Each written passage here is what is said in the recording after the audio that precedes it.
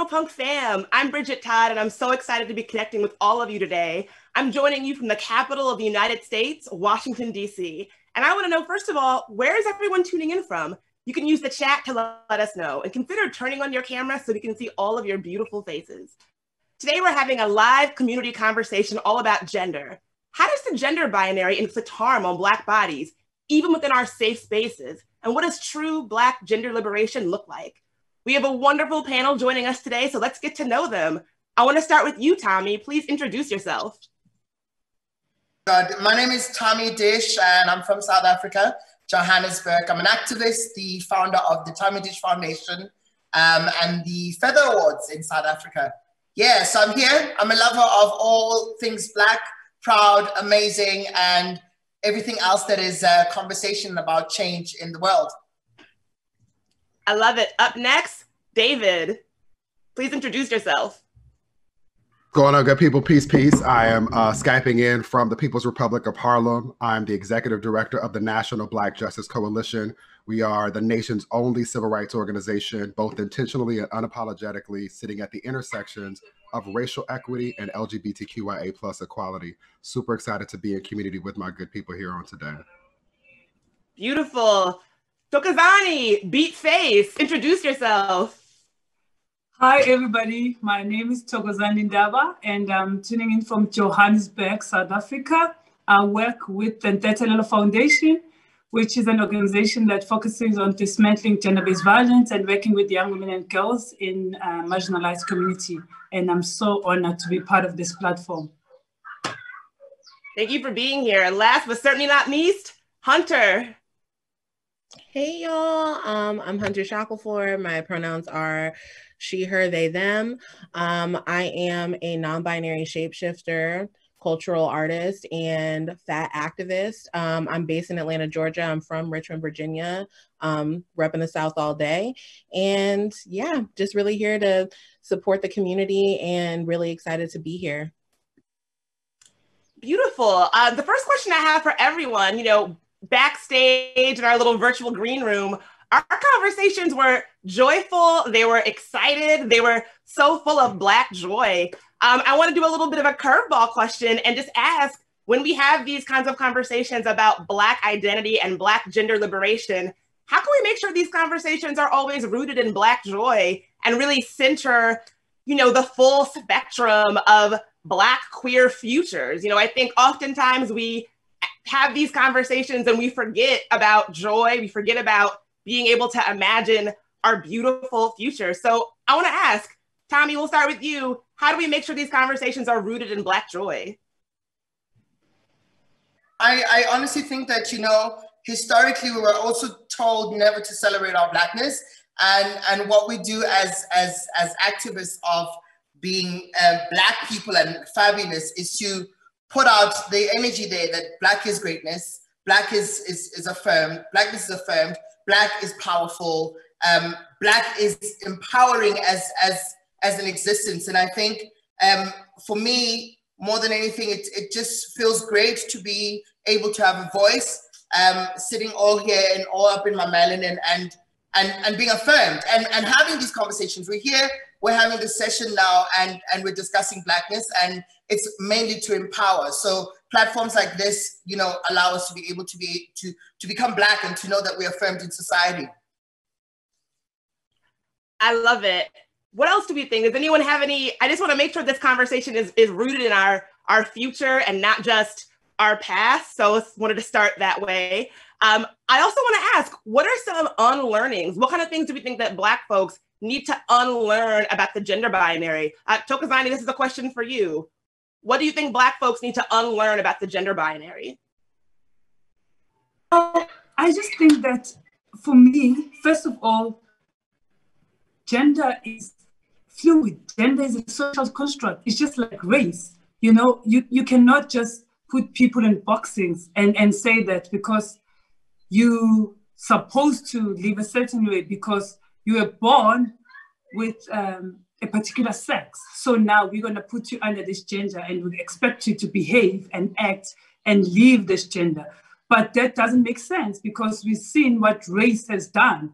We need to dismantle race as it is for now. And then we're moving on to gender. People are starting to express themselves. They have different self-expression, self-articulation, and then gender, it limits people, because now this construction is putting you in this box to say that you are this gender. But when people think out of the gender binary, is thinking that actually person can be who they are without putting them into that box, labeling and saying, hey lady, I was just educating somebody on the shoot to say that we cannot keep boxing people. So when we talk about gender binaries, we have to exclude and take out, like, I don't know how to put it for somebody to understand. For example, if I talk about my gender is Black, I would say that I enter every space, right, with resilience and bold and beauty and everything that I have, because I know that because of my gender, I'm already like put on a certain box, because now I need to belong and look a certain way. Then I rock in there, I look different than what I'm expected to look, than the gender that is assigned towards me, or whether it was bad or whatever way. Immediately, they start saying things, oh no, you shouldn't be this way, you are wrong and whatever. But that on its own, it's got nothing to do with how somebody needs to live their life. I think I'm moving on to something else, but what I wanted to say is that people need to stop putting gender into boxes, because gender and race are fluid and it's oppressive, and it what has pushed people into so many ways in lives to do things that are not supposed to be done to other people, just because of this social construct that we've made and built to oppress and divide people in a certain way. And as a tool of oppression. So we're taking something that the colonizers brought to us, or whatever it is that suited them, to bring into here and say that people should live a certain way. People should be left who they are and live the way they want. And gender has nothing to do with anything. If culture can be fluid, gender can be fluid. We need to deconstruct gender, race, decolonize everything. Bridget, can I co-sign that? Please, of course, jump in. Yeah, so I agree with everything that Thokozani said, and would offer 3 additional things to supplement that at the risk of being persnickety. The first is that we should all remember that gender is assigned at birth. It is not natural. It is not innate. It is a decision that doctors make based on educated guesses. The second thing is we should allow for the full expansiveness of how people show up in the world. I think too often people forget that in elementary school, we learned that an X chromosome meets an X chromosome and they make a girl, an X chromosome meets a Y chromosome and it makes a boy. There are at least 6 other permutations of chromosomal possibilities that result in people showing up in ways that are inconsistent with that very narrow understanding of gender. And so we have to be mindful of how, as Thokozani said, these things have been socially constructed over time to support white supremacy. Black feminists, folks like Patricia Hill Collins and Kimberly Crenshaw, talk about this matrix of domination. There are signs, systems, and symbols that allow white supremacy and whiteness to be all-encompassing and invisible at the same time. And one of the ways that white supremacy works is through these social constructs like gender, which purport that there are these expectations for how people show up in the world.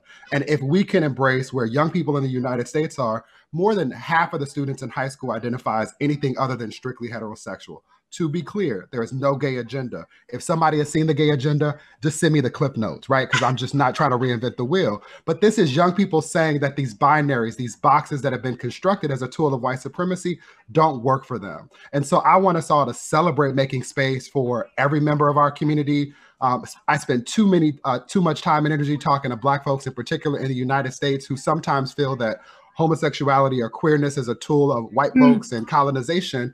And I remind folks all the time, there's an author, Some Sombufu, who talks about the fact that on the continent of Africa, the terms gay and lesbian didn't exist, but the term gatekeeper did. And so this is, again, a reminder that as long as there have been Black people, there have been Black, queer, trans, non-binary people, even before the terms existed. And one way for us to go back to your first question, Bridget, to celebrate joy and to have that at our center is to make space for all of us to show up and show out and otherwise be free. Exactly. And also gender binary system was created to enforce patriarchy systems and the norms of patriarchy. And it shows, just like David says, it's all a system, like I said, to oppress and divide. And when you talk about gender, you know that lesbian women are excluded within feminist movement. just because of what you're supposed to look like with the gender. You don't look the gender that you are assigned to or the gender that is constructed by the society, and you're supposed to look that way. Just because I'm a lesbian or I'm choose to look a certain way, then already I'm shift on the side within the feminist movement, within the Black spaces there where you feel you need to be protected and accepted. You still don't, just because of gender. Absolutely. Hunter, I wonder, as someone who works in Black liberation spaces, you know, how do you see Black liberation and gender being linked? In what ways are these two things related?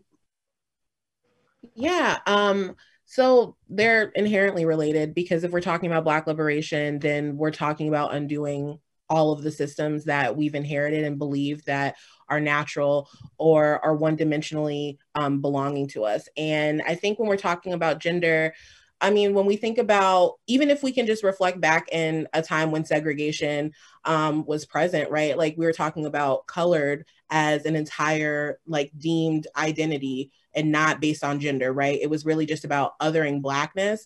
So Blackness has always been ungendered and gendered depending on the gaze of non-Blackness. So in order for us to get free, when we're talking about Black liberation, there is no separation of talking about gender and Blackness, but often there are a lot of struggles in how us as a Black community can find our way to our truths when it's been so designed for us to not be in access to it. So when we're together, I mean, often when we want to lean into our joy, like we often have to lean into our hurt. We often have to lean into the things that we have to unlearn with each other that we've inherited because we wanted to survive, right? And many of us have inherited these systems to survive and have performed them so deeply that it has shifted our reality for what expansiveness can look like in our being. There's so many of us who feel like we have to perform gender in order to get money, in order to get access, in order to get free, right? Because freedom is told to us that it's going to be capitalistic, that it's going to be in a check, that it's going to be chosen by whatever white person decides that you're worthy, right? And that comes with a performance, that comes with shrinking yourself, that comes with shrinking Blackness. And so in order for us to like really truly address Black liberation, we can never separate that conversation from gender. And it also means having really difficult conversations for how gender really plays out in terms of how gender violence happens when it happens from the state, and also to how the state also to designs for inter-community violence to happen amongst us as well, and how gender violence plays out amongst us, where we feel like we're actually embodying gender when we harm other people. And that again is an inheritance of white supremacy.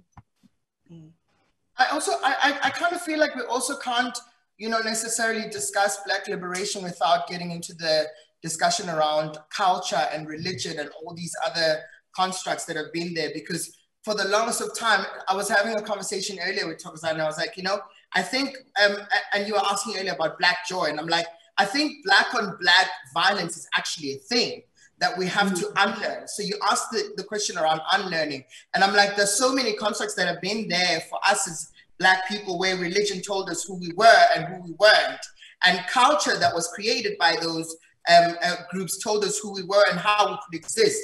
And so when David talks about showing up in a space where we can be as and when it feels right to us and represent that kind of liberation, we have to go back to talking about what that looks like and interrogate where religion comes in, where culture comes in, what's been taught to us as a Black community. Because we can talk about, you know, how systemic it has been, that exclusion, the politics of exclusion, where when it comes to like race and other things, we have to go back to talking about what we learned as Black people.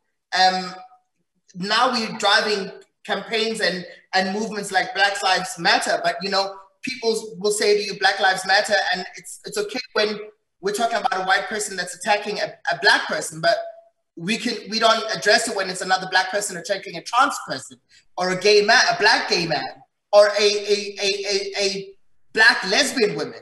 So we can't, you know, I always feel like we always have to look within as well, as Black people, because we can't be allergic to our own, you know, discomforts. That's what's created, you know, the problems that we have. And if we must celebrate the excellence that Black is and showing up, then we need to go into those kind of spaces and have those kind of conversations. Mm.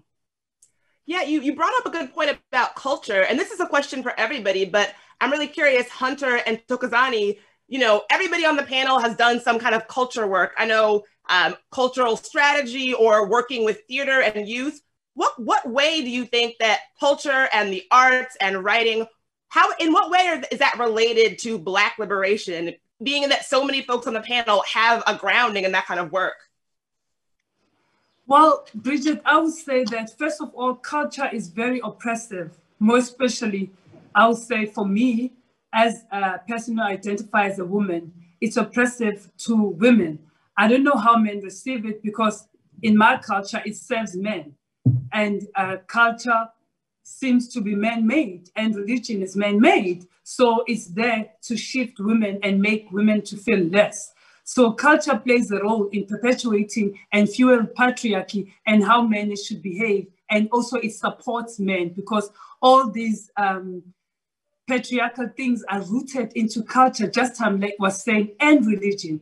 So the first thing that I want to say is that when we can look at culture and say culture is fluid, because in my culture, we used to do those things, but now we don't do, for example, in the Zulu culture or in the South African context, I don't know in other places, there is a lobola where there's going to be a bride price where the woman's going to make. Now, in this day and age, they don't give cows and whatever, because culture is fluid and things change. Why can't they think that about gender as the same thing? Do you know what I mean? Because if culture can be that, gender should be fluid enough for people to able to express themselves and articulate themselves, and it should move within and with the people. As more we're getting more awakening, and we're getting more, like Tham was saying, that it's all about going back into self, because we were told who we are, we never had to find out. Now we're finding out ourselves, and we're entering spaces like this where they actually encourages us to be who we are and celebrate our Blackness and love ourselves and show up being who I am and be like, I'm Black and I love myself and I'm cute as a lesbian. There's nothing wrong with me. But now culture puts that aside and still oppresses and say that being gay or being lesbian is an African is a sin. So it's either we scratch culture altogether, or we move with the culture and understand that fluidity, not just on certain things and traditional things. And also we can use culture also as a tool, you know, to dismantle patriarchy, to fight gender-based violence, which is a big elephant in our room right now in South Africa, that we're facing the worst pandemic around gender-based violence. And now culture can be used instead of perpetuating and fueling, but culture can be used to bring in men to say culturally, this is not how it used to be done. This is not the violence, the killing of women. It's got nothing to do with culture. So how do we use indigenous ways that were used before now as a tool to teach? But also going back to what you said about how art can play a role. Art is one of the most powerful tools I know, or platform we can use to change the world and talk about things, because art, we can be real and playful and take to fantasy and back into reality at the same time. And people need to move out and come back in and also find themselves within. And art, it could be educational. At the same time, it raises awareness. Like what we're doing now, we're using art, culture in all forms to raise awareness on different things, but at the same time, we're celebrating each other and ourselves from all over. And arts also bring people together, like it has brought people from all over the world together, and we're able to converse and talk about these issues and put them on the platform. So let's continue using art as one of the tools. And we change culture and use culture as a tool, not as a tool to oppress and fuel patriarchy. I don't know how Hunter can take from there. Hunter, do you have anything to add? Yeah, no. Well, first of all, I mean, do I ever have anything to add to what Thokozani has to say? Because it was amazing. But yeah, just a couple of, you know, a little seasoning. I think that, you know, just to affirm the piece around like culture being used as a tool, but also to how culture is used as a way to dominate, right? Like, I mean, it's very like, it's such a both and experience where it's just like, we know that the dominant culture that does exist, especially when we're talking about intercommunity wise, is that it's very like dominated by this narrative of patriarchy and not wanting to divest from the gender binary and not wanting to divest from like cis hetero patriarchy at all. So I think that, but just to like the piece around art, that it's like, yeah, like we actually are shifting so many narratives and actually creating our own culture and deepening the cultures that we've created amongst queer and trans and just other Black people like every day, right? I think that we are, you know, creating stories, we're uplifting our own narratives, and really pushing those to the forefront to again reassert that we exist, because so much of dominant culture, even when it is intercommunity related, right? Like even when we're amongst Black people and it's other Black people who are actually like harming and erasing us, we're challenging the reality that we've always existed, right? This isn't new, like it isn't new. And just like David was saying earlier, right? Like there's an entire history of us always existing, and we're going to keep reminding you of that, but also too, we're going to do that to save each other, because we know that like that erasure, feeling that loneliness like within Blackness is very hard. Like it is so disconnecting when like the entire world is designed to already kill you, and then you already have people who are so deeply traumatized and almost reinventing that oppression in different ways in our interpersonal relationships, where it makes us feel like we are lonely, right? And art can really change that. Community changes that, and community in and of itself is an art. How we build together, how we talk with each other, how we love on each other is an art. It is a strategy, and it's not, and it's intention, right? And I think that that alone can change worlds for us. It can also save so many Black, queer, and trans people who deserve to be affirmed and loved all the time.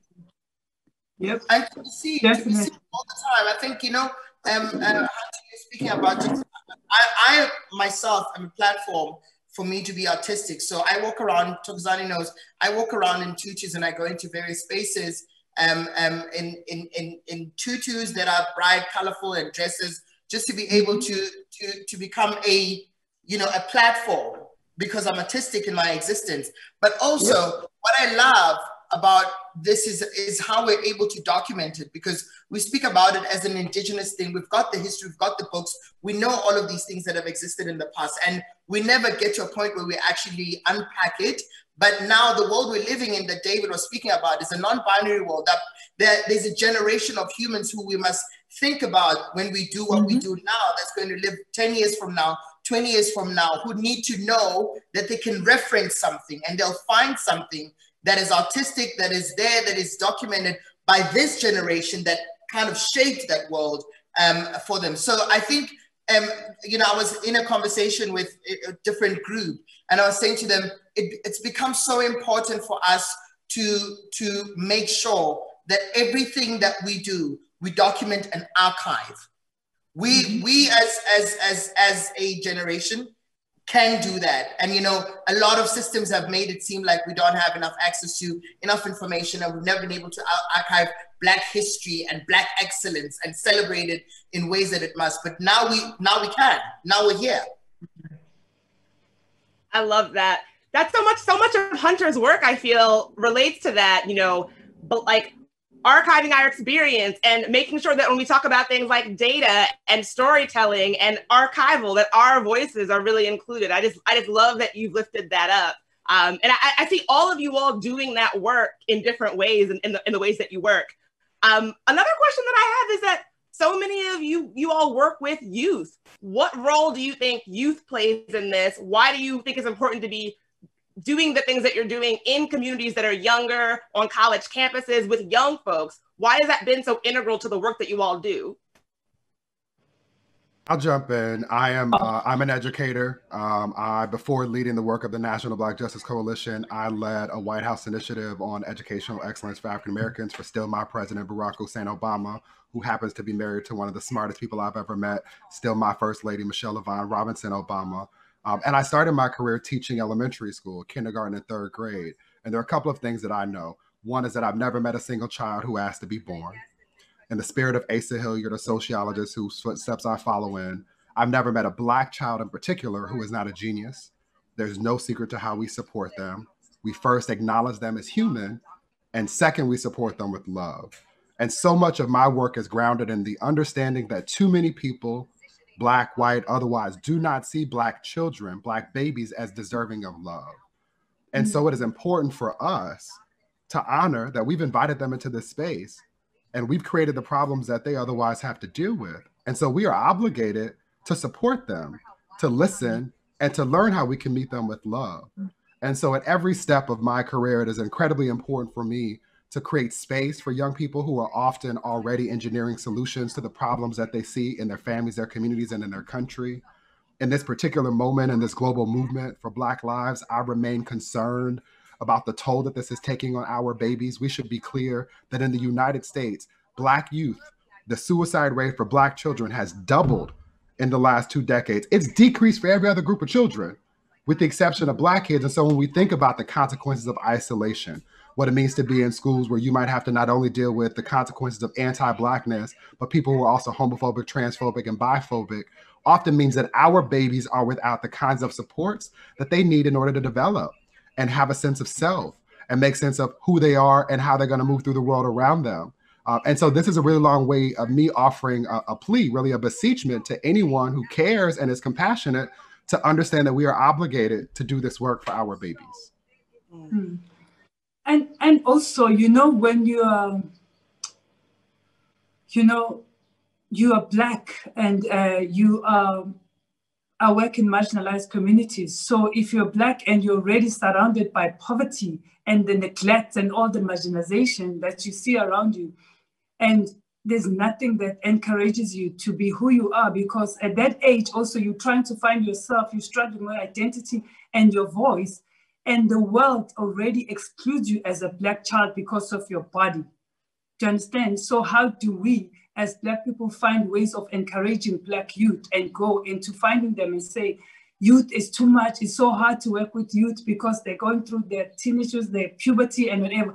That's the time when we need to be there and support them and help them and help them find their voices. How do we facilitate? How do we help them find themselves, who they are? Because all we know as Black people, when we're grown at my age, all I know is that I have to teach white people not to be racist. I have to teach human beings to accept me as a gay woman, because to say that, no, you must learn about homosexuality. Why? Why are people not taking it up for themselves to say, let me educate myself as a white person to know that if I say this is offensive, let me educate myself as a straight, so-called whatever I am person to say that if I say this is offensive to someone, when will I ever be and say, I'm a Black feminist, but I understand that trans women suffer as women.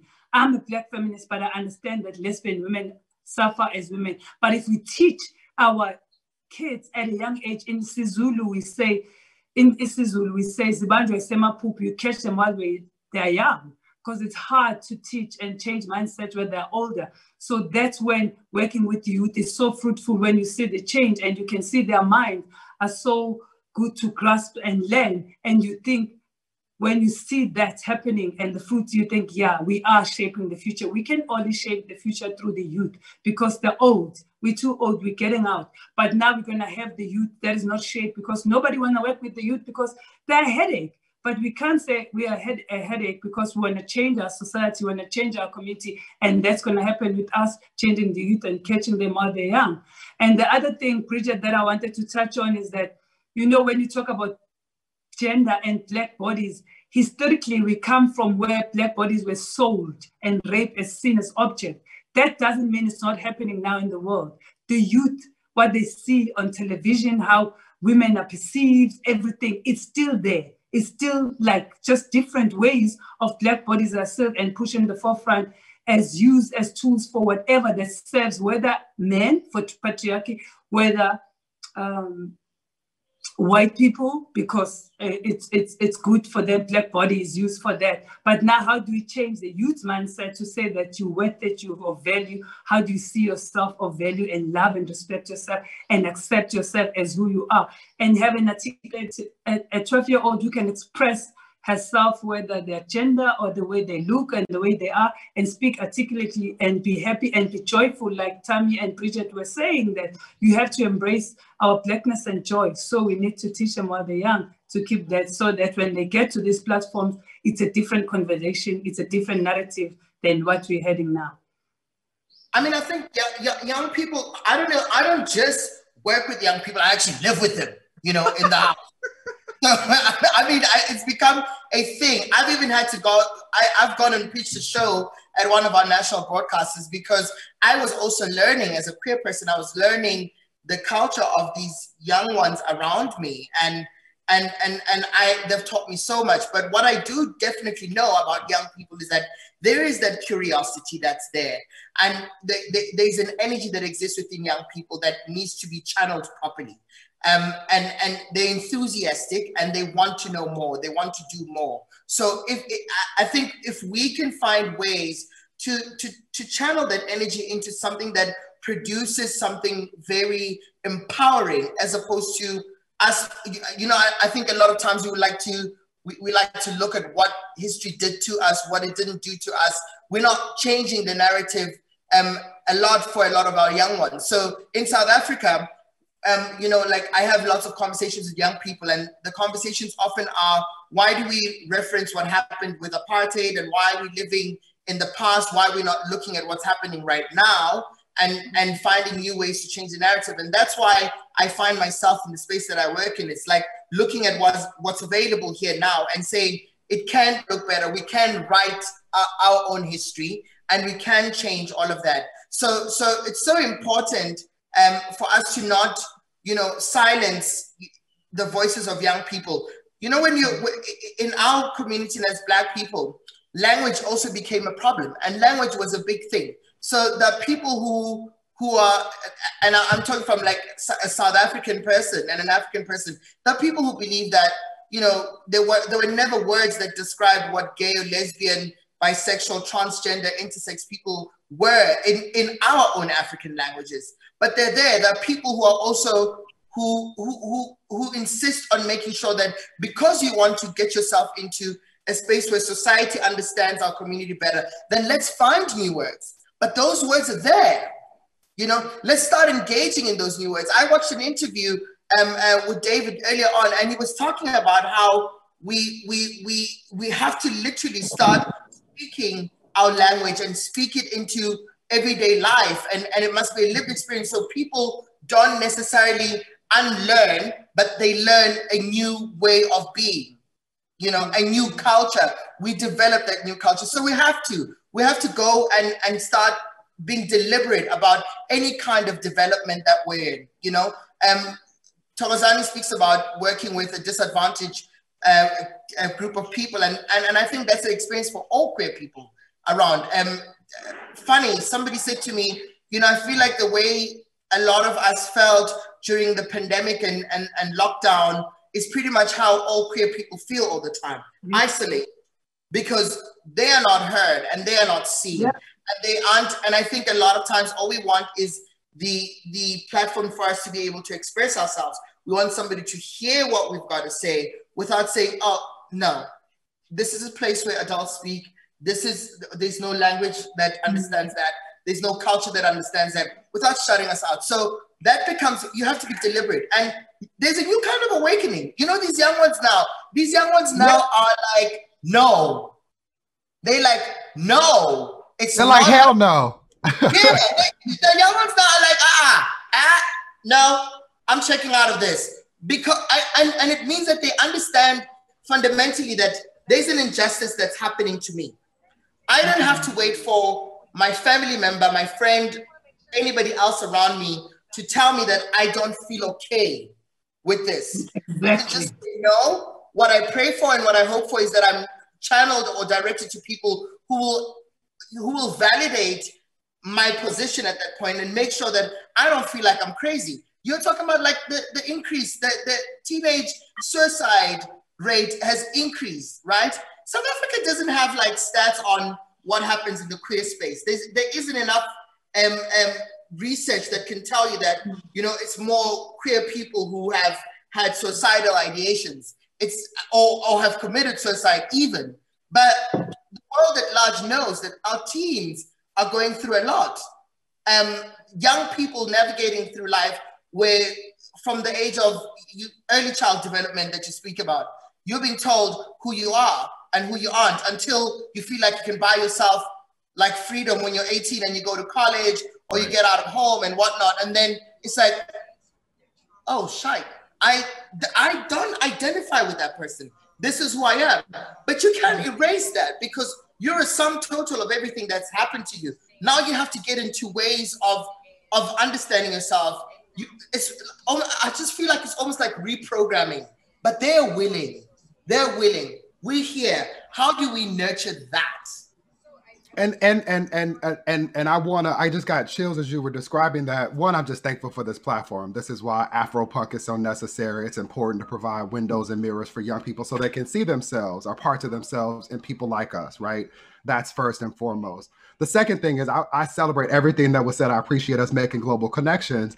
And let's not take for granted that the average life expectancy for a Black trans woman in the United States is around 30 years of age, right? There's still a lot of debate. We still are trying to collect data, but too often members of our community don't even get to the point where they can get that ticket to freedom or to the Willy Wonka chocolate factory or whatever analogy works in this moment. And we should be mindful of that and think about doing work early so that our babies have the opportunity to thrive.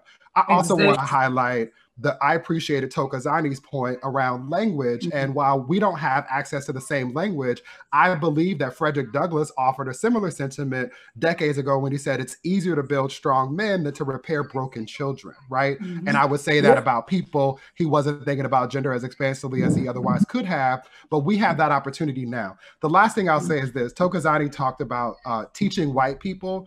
And to be clear, that is a big part of my work. And I resent that white people feel stuck when it comes to how not to be a white supremacist or how not to be and practice anti-Blackness. I don't understand it because I don't believe Black people were consulted when white folks came up with the transatlantic slave trade. I don't believe that Black people were consulted when the founding farmers and the framers in the United States, or what were the colonies before it became the United States, said, let's count 3/5 of Black people when it's politically expedient for us. And so I'm a fundamental believer that white folks need to be held accountable for doing work on their own so that we can spend time dealing with ourselves, helping our community unlearn, and find ways to love themselves in spite of the lies that white supremacy and whiteness tells us. And just as heterosexual people, they need to do the work. We're tired of educating. I absolutely don't mind. I don't mind. Like I'm a different kind of I don't mind because I know that there are lots of people who complain about the labor of being able to teach people how to not be themselves, but I don't mind. My heart is open to the idea of, I think I'm a little bit softer than David and Thokozani. But we don't sit up your way. I'm just like, Han, let's get into the room. There's no need for us to be hostile. And let me just quickly teach you. Let me show you what you're doing. It's the same way I feel about Black people as well. You know, I feel like even within ourselves, you have to get to a point where you're like, hey, Han, what you just said was wrong, you know? And you don't get a pass because you're Black, you know? Hunter, what do you? Well, everybody has weighed in on this question about educating. I have to ask. I mean, we have these different perspectives. Where do you fit in? Where do I think it's important for us to have them all? Go for it, Hunter. I'm sorry, I'll step back. Go, baby. Nope. I insist, please. I don't revere or consider white people at all. But that's, and but I honor the spectrum that Blackness is not a monolith. So I feel like, you know, I think the issue that comes in when I feel like I say like I'm completely divested from non-Black people, I will not teach a non-Black person. I don't believe that it's actually possible. And I just, in my lifetime, I don't think it's possible for you to unlearn the things that Black people are still suffering for 400 plus years, right? So what does it look like for me to even spend even 5 minutes with you out of maybe the 70 years that I might not, because I'm Black, so we don't know, right? Like left to actually live my life. We don't know. So I'm not gonna spend my time doing that when it's like, babes, I would really rather spend time with Black people and really unlearn our shit together instead of me doing that when I feel like that is really truly a lost cause for me. But what I want to honor is that I think what gets really difficult when we are like in shared spaces, when we all have different perspectives of what it means to get free and what it means to create like more safety, which can look like teaching, right? Which can look like offering resources.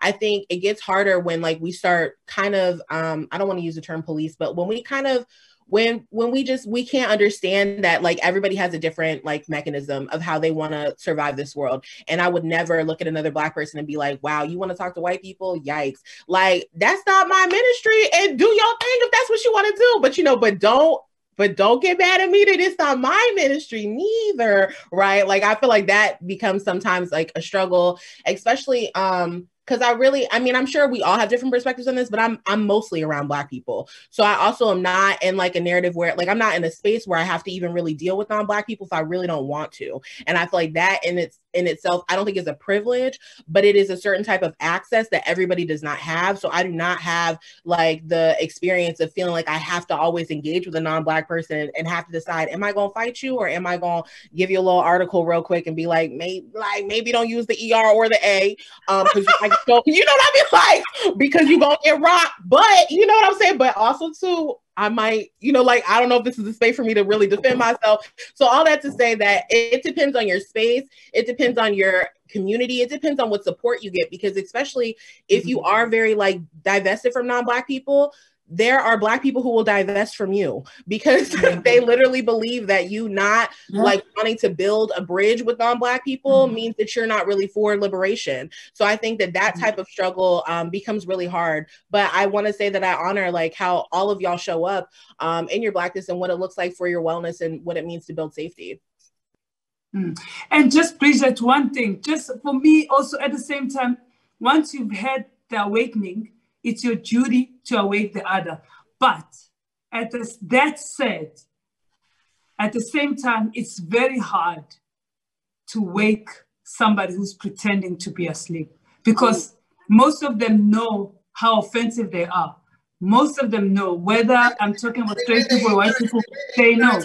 You talking good now. To wake somebody who's pretending. The way they're ignorant to pride. And it's like, oh, is it? Is that so? Okay. Is that what we doing on today? Okay, let's go. Okay. All right. Okay. But also, I'm indifferent when it comes to using terms like unlearn, because I feel like it's almost kind of impossible for me to not recognize and say that this is what my experience has been. I feel like if we want to make some kind of deliberate change, we have to be aggressive enough and make sure that when Hunter gets into a space, you're like, okay, I'm not going to teach you, but this is how it is now. You're going to have to live with it. And you have to learn new ways of being unapologetically. Because sometimes people just don't learn, and they're never going to unlearn. As Black people, that's how we have to navigate spaces anyway, because they call us aggressive and angry and whatever, but they created that. Like, what am I going to do if I enter the space, I'm not recognized, my voice don't matter, I'm not seen, I'm not heard. I'm going to be aggressive and put my point forward. So we have to live like that anyway as we speak, for them to understand. Yeah, so they call us passionate when they're trying to be nice. I love it. Well, I have another question, and then I'm going to throw it to the audience to get into the conversation. Where can folks keep up with your work, all the amazing things you're doing? Hunter, let's start with you. Y'all can find me on Twitter, Instagram at Hunty the Lion, HuntyThelion, or my site Hunter Ashley, which is HunterAshleigh.com. But aside from that, because I'm low-key on a hiatus, you can find me on Medium. I'll be writing. You can just Google my name. And yeah, DM me and let's be friends or whatever. Which also takes a lot of intention. So maybe let's not be friends, but let's be comrades in the work. And yes, that's where you can find my additional work. Beautiful. David, where can folks keep up with your work? I love that. Let's be intentional. You can find me across most platforms at Mr. David Johns, MrDavidJohns. And you can follow the work of the National Black Justice Coalition by visiting our website, NBJC, nationalblackjusticecoalition.org, or following us across platforms at NBJC on the Move. Beautiful. Thokozani, where can folks keep up with all the amazing work you're doing? Well, like I said, I work for the Untitled Foundation. which is an applied drama and theater organization. We use theater and drama, all kinds of art, mediums of art, to express ourselves, to fight all the injustices that are there. So on social media, it's at Ndaba, everywhere else. And then we also have Desalo Foundation website that you can find is www.desalofoundation.org.za. And yeah, I'm a human rights activist. So like David said, you find us in all platforms, and we keep fighting and trying to change the narrative and keeping it Black as we can and be happy. Tommy, where can folks keep up with all your work? When you're being passionate, David. Well, I mean, I'm available on all platforms, social media platforms at Tummy Dish. That's Facebook, Twitter, and Instagram. But also people can visit the site, the website, www.tummydish.com. And yeah, that's what we do. I mean, in South Africa, I'm all about like creating platforms for us to be able to engage and to meet and to connect and to become part of, you know, some kind of cultural change and moving with our struggles forward. So yeah, please, yeah, you, reach out and feel free to moonwalk into my DMs, yo, David. Beautiful. So I want to open it up to audience. Bridget, no, don't do that yet. You up here being the hostess with the mostest. Tell people how to find and follow your work, sis. Somebody's asked me. Well, please keep in touch with me. I am available on social media, on Twitter at Bridget Marie, and on Instagram at Bridget Marie in DC. Please follow me. Lots of pictures of dogs. So, so what I want to know what questions folks have for our awesome panel. You can turn on your camera and unmute yourself and verbally ask them. It's been a little spotty, so we'll see if it works, but don't be shy. Just unmute your camera and ask your question.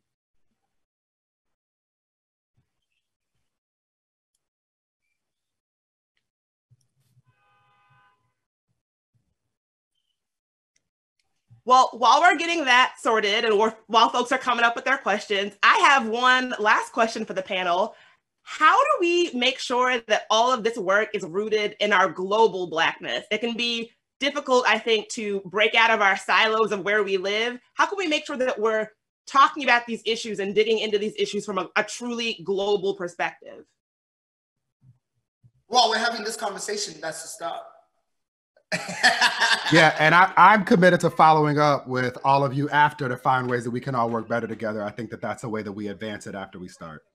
Collaborations are the key. I mean, if we must win anywhere else in the world, I think collaboration is a key thing that we must do. And we've seen it work across many spaces. And I think that we must encourage our Black people to start holding each other's hands and collaborating. So yeah, I too, and I'm there. I mean, the pandemic has pushed us to that point where we literally can't speak about, if you look at what's happening in Nigeria, or if you look at what's happening in the US, if you look at what's happening, you can't speak about us like an isolation. It's not like a South African thing, it's a global thing. And I think Black people now are like, here, we're making an effort, a deliberate effort to stay together. And so, yeah, we've got to find ways to grow. So it looks like we have a question from Kay. Oh. Kay, do you want to unmute yourself and ask your question? Yeah, can you hear me? Yes. Mm-hmm. Okay. David talked about the suicide rates of Black children going up. And I was wondering how us as a community can come together, like just outside of simply love and support, can come together to help combat this and lower the rates. Yeah, the first answer is love and support. What we know is that young people who have attachments to adults who value them, affirm them, and love on them don't experience the kind of isolation, depression, and hopelessness that lead to suicidality and attempts or completions of suicide. And so the first is to acknowledge them as human and to support them with love. The second thing we can do is understand that we have an obligation to model healthy behavior. to Tommy's point about how the pandemic has affected us, the lack of intentionality with addressing our mental health, the toxic stress that we've inherited, the stress associated with anti-Blackness and exposure to poverty or state-sanctioned violence that shows up in so many forms, often affects us as adults in ways that we don't realize we're modeling for young people. And so in the same way that if you get a trainer when you're trying to get your body right, or you get a financial advisor when you're trying to secure these bags and level up, we all should have a team of people that ensure that we are well holistically, including a therapist, a coach, and a whole lot of friends. The last thing is I am incredibly concerned about our babies who literally do not have the ability to be in community with their friends and people that they love. This concerns me as we think about going into the holiday, a time where people would otherwise be gathering to draw strength from people who they know and they love. And so finding ways to fill the digital gap, the digital divide. There's a laptop shortage throughout the United States. There are students who are literally not able to learn because they can't access virtual learning opportunities. And so finding ways to fill these gaps, to think about ways to use your time, talent, and treasure to show up in the lives of young people is the last thing. So I would encourage everybody who can, those of us who are privileged enough to be in spaces like this, to adopt a student. If you can, adopt a classroom. And if you can, adopt a whole grade. And if you can, adopt a whole school. And find ways to address the specific needs of the people that you can meet in those spaces. Thank you for that question, Kay. Yeah, that was a great question. Do we have other questions? Again, you can just turn on your camera and unmute yourself and ask your question. I echo David's sentiments, because I think when we started the foundation, Champions Foundation, I was very deliberate also about being able to adopt certain groups of queer people and who are Black, because of my experience and having been exposed to how, you know, that access isn't there so much for Black queer people, even from family, you know. So it was very deliberate. I grew up in a space where it was multiracial, and I had white people, and even though they did not understand their children's sexuality, the one thing that they were clear on was that this child needed to be educated, and this child needed to be equipped with enough so that they're able to exist in society and to survive and to live in this world. So we must also be intentional and very deliberate. Let's go and find those that we want to develop. And I, for one, I'm always about like going first.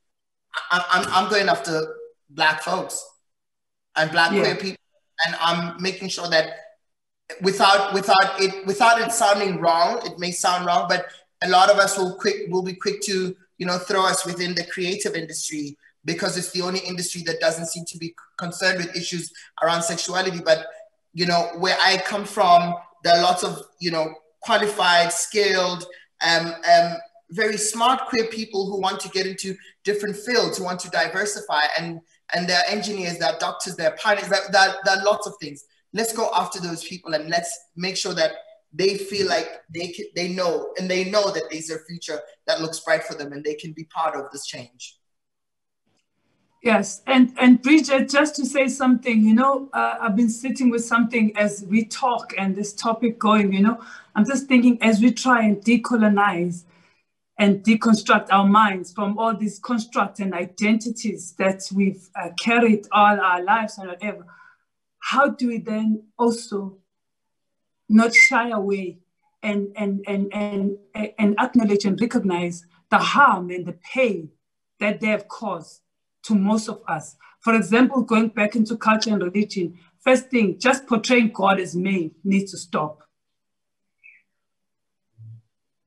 You know, those are all the deconstruction we need to look at and decolonize. All the things, all in the mind. You know, how do we get there? But also, how do we not stop acknowledging that these identities and these all things have harmed us and hurt us so much as we move forward to try to unpack and say, you know, actually, away with gender, away with this, away with race, away with class, but also from religion, from culture, from everything. We have to be honest and continue having this conversation and start. When we say gender doesn't exist, why are we genderizing God? Absolutely. Hunter, I see you nodding. Yes, just want to affirm all of what has been shared. Yes. And yeah, I think, you know, like honesty too. Like, I think a lot of us don't have the tools. Like, I feel like I'm not like in this pessimistic way, but just in like a really honest way, that I think that even as a child and like navigating like mental health, like I just know that like there really weren't people I could turn to. But I also know, like, even growing up and reflecting with all of the relationships that I had as a child with my family members, even with people who I was friends with as children, there really wasn't an opportunity for any of us to get free together, even if that door had been open. It actually possibly, and that's not to say that it shouldn't have been, but it's to say too that it's like I'm really grateful that like that sometimes people do have the opportunity to sometimes get the support that they need later, or that sometimes things shift for folks. And often too, like I just reflect on like some of our relationships and how sometimes like it's a hard struggle, because sometimes even having open conversations can lead you to places with other people who aren't ready for that. And it just brings me back to just really hoping that there's more love and support in the world for the nuances of those things. Again, because I think that mental health is a really hard thing when you're in a room full of Black people and you're young and you just don't have the access, and also to everybody around you is struggling. And so again, it just brings me back to love and support. So just love, like, back to the piece around the culture shifts that can again help support the space that needs to exist to just honor like navigating those feelings, even if you can't hold them. Like if you know a young person or if you know someone in your life, because we know that all of us are navigating detrimental mental health and anti-Blackness. There's no way that none of us are not suffering from that as Black people. Like there's just literally no way. But like just wanting to hold everybody more gently for even the things that we don't know how to hold. So yeah. Beautiful. We have a question from Shirley. Shirley, you can unmute your microphone and ask her question. Good morning to everyone. Praise God for another day. I just wanted to say, with our children in school, with this virtual learning that they're doing right now, if they have a segment for the parents and the children, when we talk about suicide, the rate has went up mentally and everything, mental health, where children need mental health, someone to talk to. And I like to see the churches step up to the plate. Like maybe, I know we're in a pandemic, but if they could have a program, like if somebody really needed to reach out in your neighborhood, there could be a number that they could call to talk to, or give out the information from our health centers. This is the number to call if you're having a problem with our children. Sometimes they don't know where to turn to. Sometimes the parents don't even know where to turn to, truth be told. But if we can just get more information out there for them to know that somebody do care, that they have a place, a safe haven, a place to go, or someone to speak to. That's what I want to see, even with this virtual learning. Like I said, sometimes the parents don't even know where to turn to. They're going through. And when they go through, the children see that they're going through, then they get upset in their own way also. So love you all. I'm just looking for a better way. God's going to bring us out. I'm looking for 2021 to be a better year. And as I say to all my people, which I love all my people, don't give up, keep the faith, and the battle will be over sooner than later. You better come through with the word on Sunday, good sis. Let me highlight 3 resources directed to your question. One is a National Suicide Prevention Hotline. That number is 1-800-273-8255. 1-800-273-8255, National Suicide Prevention Hotline that will apply in the U.S. The second thing is the Trevor Project. They're a peer organization and a partner organization. They have a text line, a website chat line, and a hotline that you can find, trevor.org. So that's the Trevor Project. They also do a whole lot of work in this space. The thing that we have to be mindful of is that a lot of the existing resources around mental health are designed for white people. We still have to get through the stigma associated with mental health. There's a whole role for the church to play, especially given the fact that religious trauma is a thing. It's a technical thing within the DSM, the diagnostic manual tool that psychologists and psychotherapists use to talk about and name our trauma. And so as an organization, the National Black Justice Coalition is working with mental health providers, with the Association of Black Psychologists, for example, to increase the number of mental health providers who understand intersectional identity, because most mental health providers are trained to deal with one form of trauma. The second thing is for us to increase the number of people who show up in the world like us, who are also trained to provide those services. There's a whole lot of work to be done. If there's anybody that's watching that is a mental health provider that's trained in this, would love for you to connect with us so we can plug you into this important work. That was wonderful. I wish Thokozani and I could say the same thing, because in our case, we almost kind of have to like sensitize people who work with a suicide hotline. We don't have, I think it's something that I will hopefully be able to do together with the queer community in this country, is to establish a direct line that deals with all of the traumas of queer people, and all of them who are dealing with suicidal ideation.